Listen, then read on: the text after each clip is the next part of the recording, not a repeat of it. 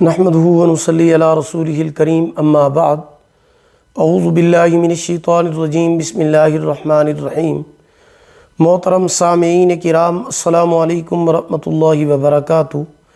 اللہ پاک آپ کی تمام دعاؤں کو، جائز حاجات کو، دلی مقاصد کو پورا فرمائیں، آمین ثم آمین یا رب العالمین۔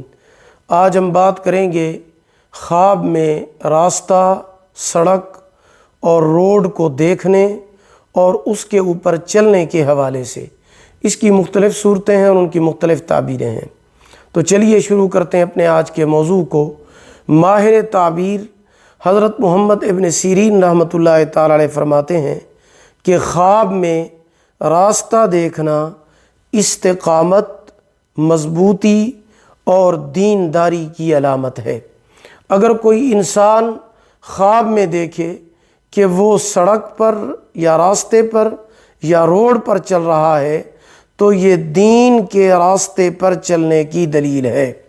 اور اگر کوئی دیکھے کہ راستے میں حیران و پریشان ہے تو دلیل ہے کہ دین کے راستے میں یا دنیا کے کام میں حیران اور پریشان ہوگا۔ اگر کوئی انسان خواب میں دیکھے کہ راستے یا سڑک کے اوپر چلتا ہے لیکن تھکتا نہیں ہے تو دلیل ہے کہ اپنا حق کسی سے مشکل کے ساتھ لے گا۔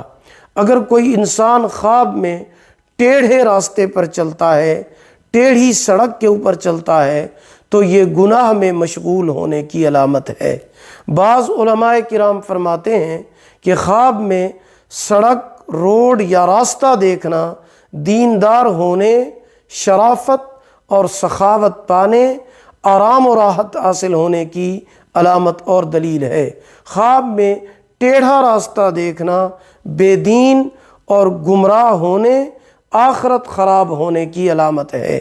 خواب میں راستہ بھول جانا دینی، شرعی یا کسی بڑی غلطی میں ملوث ہونے کی علامت ہے۔ ماہر تعبیر حضرت اسماعیل اشعث رحمۃ اللہ تعالی علیہ فرماتے ہیں کہ خواب میں سیدھا راستہ دیکھنا اسلام کی علامت ہے اور ٹیڑھا راستہ دیکھنا اس کے خلاف کی علامت ہے۔ حضرت امام جعفر صادق رضی اللہ تعالیٰ عنہ فرماتے ہیں کہ خواب میں راستہ دیکھنا 5 وجہ پر ہے۔